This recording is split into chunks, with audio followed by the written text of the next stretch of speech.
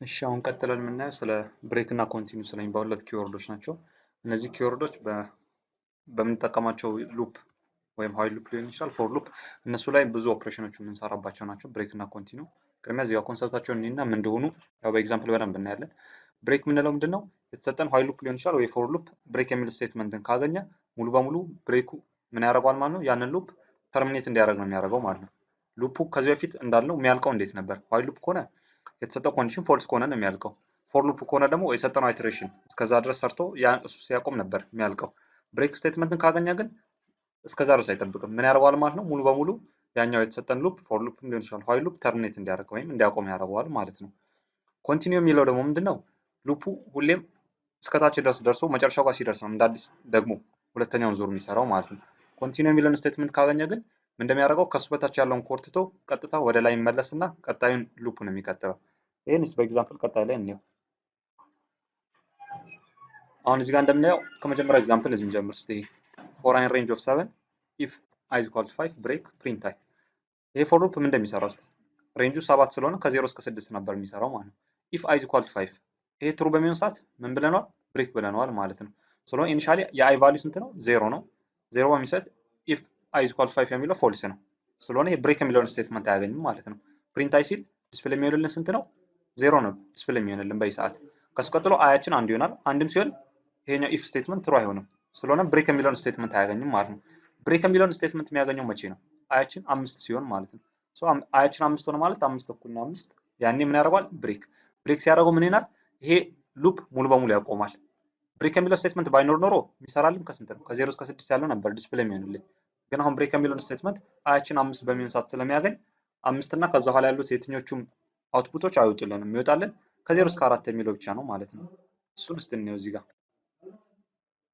እዚህ ጋር አውትፑት እንደምናየው ከ0 እስከ 4 ነው ይወጣልን ማለት ነው። ምክንያቱም አያችን 5 በሚሆን ሰዓት ብሬክ እንዲሆን ስላደረግ ነው።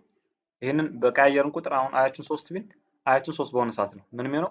ብሬክ የሚሆነው ማለት ነው። እስከ 3 ድረስ ይሰራልናል። ስለዚህ እዚህ ጋር ብሬክ የምትለው ስቴትመንት ሲያገኝ ቀጥታ ሉፑ እንዲያቆም ነው የሚያደርግልን። ይሄ በፎር ሉፕ አየነው እንጂ ኤግዛምፕሉ በዋይል ሉፕም ቢሆን ተመሳሳይ ስራ ነው የሚሰራው ማለት ነው። ኮንቲኒው የሚለውን ደግሞ እንየው። ኮንቲኒው ምን ነበር ያልነው ቅድም? ኮንቲኒው ማለት ስቴትመንቱ ኮንቲኒው የሚለውን ስቴትመንት ካገኘ ዋይል ሉፑ ወይም ፎር ሉፑ ከሱ በታች ያለውን የትኛውንም ስቴትመንት አያይም ወይም ኤክስኪዩት አያደርግም ማለት ነው። አሁን እዚህ ጋር ይሄን ኤግዛምፕል ስናየው ፎር አን ሬንጅ ኦፍ 8 ከ0 እስከ 7 ነበር የሚሰራልን። ኢፍ i ሞጁለስ 2 = 0 ሲል ማለትም ኢቭን ፓርቶች ላይ ማለት አያችን ኢቭን ሲሆን ኮንቲኒው ብለናል። ኮንቲኒው ስንለው ምን ያደርጋል? ከሱ በታች ያለውን ስቴትመንት አያይም። ከሱ በታች ያለው ፕሪንት ነው። ፕሪንት የሚለውን ስቴትመንት አያይም ማለት ነው። ኢኒሻሊ አያችን 0 ነው። 0 ሞጁለስ 2 = 0 ትሩ ነው። ትሩ ስለሚሆን ኮንቲኒው ስቴትመንትን አገኘ። በሰዓት ምን ይሆናል? ፕሪንት i የሚለውን ትቶ ቀጥላይ ወደ ላይ ይወጣና የአይን ቫልዩ ወደ አንድ ቼንጅ ያደርጋታል ማለት ነው። አያችን አንድ ስትሆን ደግሞ ኢፋችን ፎልስ ይሆናል። ያኔ ኮንቲኒው የሚለውን ስቴትመንት አያገኝም። ስለማያገኝ ፕሪንት i ስትሉት አንድ ዲስፕሌይ ይሆናል። ሁለትን ቼክ ስታደርጉ ደግሞ ኮንቲኒው ስለሚያገኝ ሁለትን ዲስፕሌይ አያደርግም ማለት ነው። ስለሆነ ኮንቲኒው የሚለው ስቴትመንት ምንድነው? ከሱ በታች ያሉትን የትኞቹንም ስቴትመንቶች እንዳያገኛቸው ወይም እነሱ ኤክስኪዩት እንዳይደረጉ ምንድነው ያደርገው? ቀጥታ ወደ ሉፑ ይመለስና ቀጣዩን ስቴትመንት ነው የሚጀምረው። የዚህን አውትፑት እስቲ እንየው። የዚህን አውትፑት ስናየው እሺ እዚህ ጋር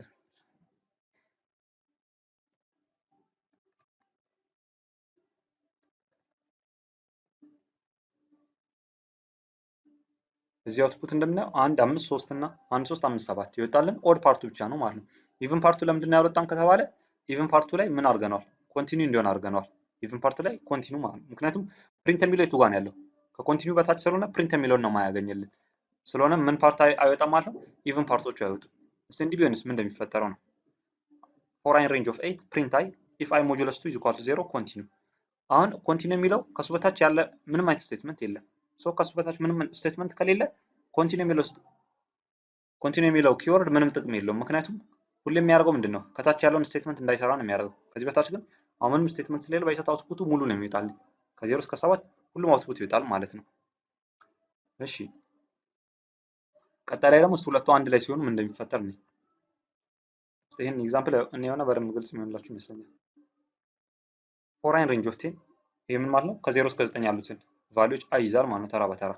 if i times i greater than 50 i ስኩዌር ማለት ነው። i ስኩዌራችን ከ50 ሲበልጥ ምን ይሆናል? ብሬክ ያደርጋል። ኤሊፍ i ሞጁለስ 3 ደግሞ 0 ከሆነ ማለትም የ3 መልቲፕል በሚሆን ሰዓት ኮንቲኒው ያደርጋል። ኤልስ ካልሆነ ግን ፕሪንት i times i ስኩዌር ይሆናል ማለት ነው። አውትፑቱም እንዲመስል እንደሚችል እንየው። አውትፑታችን ያው እዚህ ጋር እንደምናየው ማለት ነው ከ1 እስከ 49 ኢኒሻሊ አያችን የሚሆነው ምንድነው?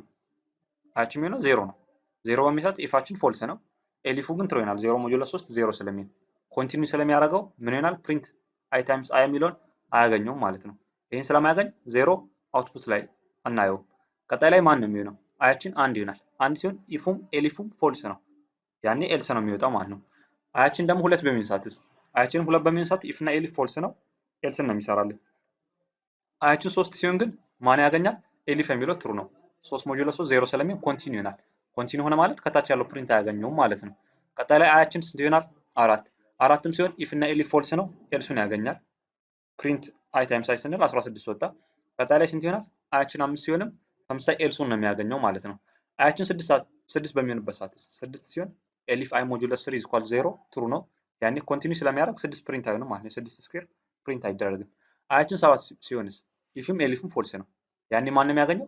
ኤልስን ያገኛል ማለት ነው። 7 ስኩዌር 49 ይወጣል። አያችን 8 በሚሆን ሰዓት ግን ምን ይሆናል? አይ ስኩዌር ግሬተር ዛን 50 ኢፉ ትሩ ነው የሚሆነው። ምክንያቱም 8 ስኩዌር 64 ነው፣ ከ50 ይበልጣል። ያኔ ብሬክ ያደረገውና ሙሉ በሙሉ ፎር ሉፕ ያልቃል ማለት ነው። ስለሆነ ብሬክ እና ኮንቲኒው የሚሉት ከሉፖች ጋር ሲሰሩ ይሄን ይመስላል። ለፎር ሉፕ ብቻ አይደለም ለዋይል ሉፕም ተመሳሳይ ነው።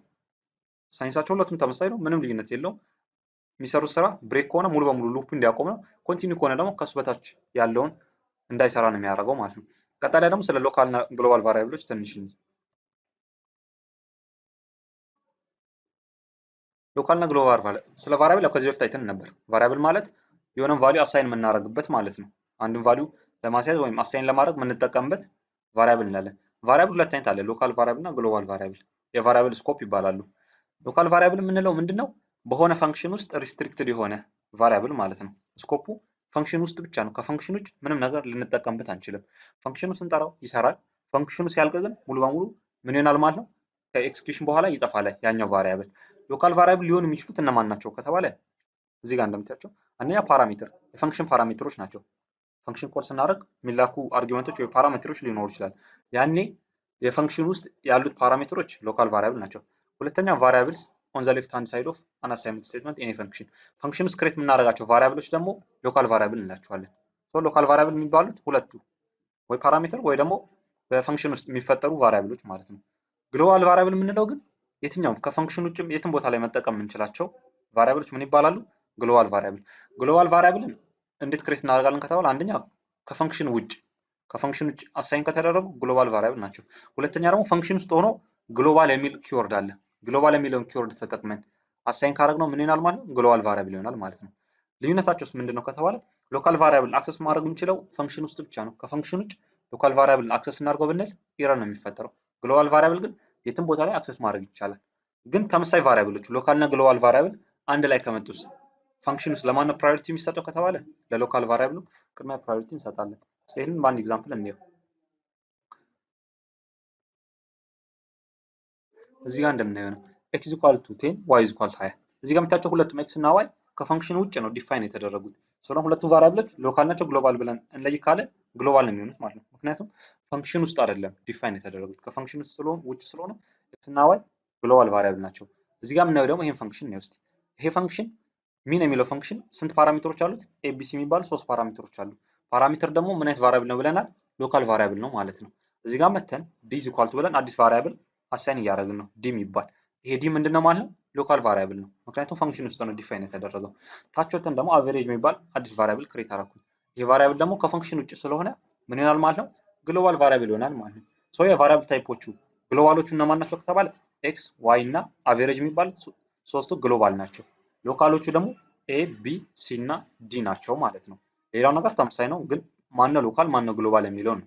ይሄን ረን አድርገን ያው ስናየው እዚህ ጋር እንደምታዩት ማለት አቨሬጁ 20 ሆኖ ይወጣልናል።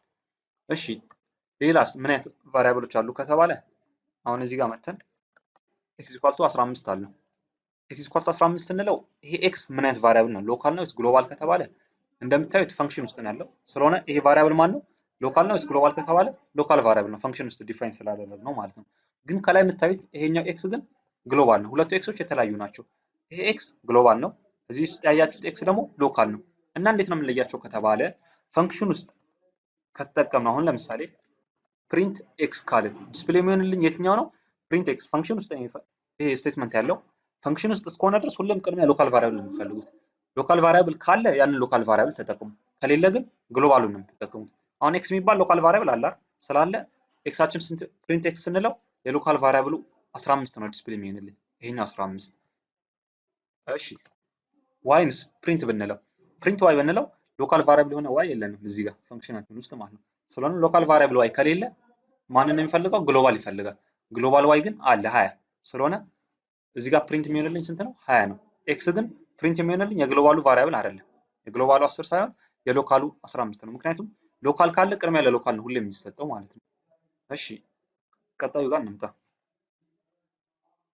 ታች መተን እዚህ ፓርት ላይ ፕሪንት ዲ ብንለው እስቲ ምን ይመስላችኋል? እስቲ ረን እናድርገው። ፕሪንት ዲ ስንለው ኔም ዲ ኢዝ ኖት ዲፋይንድ እያለኝ ነው። ዲ የሚባል ቫሪያብል የለም ነው። እዚህ ጋር ያለው ዲ ሎካል ቫሪያብል ነው። ቅድምም ብያችኋለሁ ሎካል ቫሪያብል ማለት ፈንክሽን ውስጥ ብቻ ነው መጠቀም የምንችለው፣ ከፈንክሽን ውጭ መጠቀም አንችልም። ስለ ይሄ ፕሪንት ዲ ስንለው ምን ይፈጠራል ማለት ነው? ኤረር ነው የሚፈጠረው ማለት ነው። ፕሪንት ኤክስ ወይ ደግሞ ፕሪንት ዋይ ብንለው ግን እንጠቀማለን። አሁን ፕሪንት ኤክስ ካልነው ዲስፕሌይ የሚሆንልኝ የትኛው ኤክስ ነው?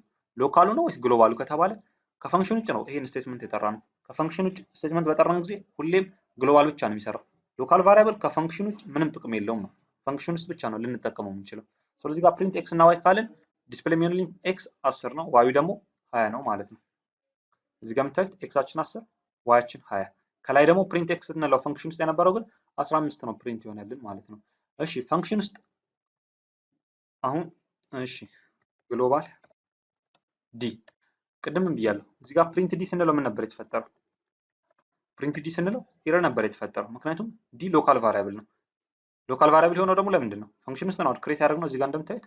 አሁን ግን ግሎባል ዲ ብላችሁ እዚህ ጋር ከሰጣችሁት ፈንክሽን ውስጥ ግሎባል የሚል ኪወርድ ከተጠቀማችሁ ይሄ ቫሪያብል ምን መሆን ይችላል? ግሎባል ቫሪያብል መሆን ይችላል ማለት ነው። ከፈንክሽን ውጭ ብትጠሩት ይሰራላችኋል። አሁን ይሄን እዩት እስቲ። እንደ ቅድሙ ኤረር አይደለም የሚሰጠኝ፣ ምክንያቱም ግሎባል 20 መጥቶልኛል ማለት ነው። የዲ ቫልዩ 20 ነው። ለምንድን 20 ዲስፕሌይ የሚሆንልኝ? እዚህ ጋር የምታገኙት አቨሬጅ ቫልዩ 20 ነው። ዲን ግሎባል ስላደረጋችሁት ከፈንክሽን ውጭም መጠቀም ትችላላችሁ። ፈንክሽን ውስጥ ትጠቀሙታላችሁ፣ ከፈንክሽን ውጭም መጠቀም ትችላላችሁ ማለት ነው። ስለሆነ ይሄ ምንድነው? የቫሪያብል ታይፖች ነው። ግሎባል ብላችሁ አሳይን ካደረጋችሁለት ምን ይሆናል? ግሎባል መሆን ይችላል ፈንክሽን ውስጥ። ግን በአንድ ጊዜ ሁለት ተመሳሳይ ግሎባል ቫሪያብሎች መኖር አይችሉም። ሁለት አሁን ይሄን እንውስድ። ግሎባል ኤክስ ካልነው ኤክሳችን ምን ሆነ ማለት ነው? ግሎባል ሆነ። ሶ የኤክስ ቫልዩ ስንት ነው? እዚህ 15። ይሄ ኤክሳችን ግሎባል ነው ብያለሁ፣ ምክንያቱም ግሎባል ብላችሁ ሰጥታችሁታል። ግሎባል ኤክስ 15 ከሆነ ከላይ ያለው ደግሞ ኤክሳችን ስንት ነው? 10 ነው። ሶ ሁለቱም አንዴ ይኖራሉ ማለት አይደለም። በቃ ይሄ ምን ሆነ? የላይኛው 10 ይጠፋና የታችኛው 15 የሚለው ቫልዩ ነው አዲስ የሚይዝላችሁ። ሁለት ተመሳሳይ ቫሪያብሎች ግሎባል ወይም ሁለት ተመሳሳይ ቫልዩዎች ሎካል መሆን አይችሉም። አንዱ ግሎባል አንዱ ሎካል ይቻላል፣ ግን ሁለቱም ግሎባል ወይም ሁለቱም ሎካል መሆን ስለማይችሉ ሁሌም ቅድሚያ የሚሰጠው ለየትኛው ነው? ኋላ ላይ ክሬት ለተደረገው ቫሪያብል ነው ቅድሚያ የሚሰጠው ማለት ነው። የመጀመሪያው ቫሪያብል ኦቨርራይድ ይደረጋል። ስለሆነ እዚህ ጋር 15 ይሄ ኤክስ ምንድነው ማለት ነው? ግሎባል ነው። የድሮ ጠፍቶ ይሄንን ነው የምትጠቀሙት ማለት ነው።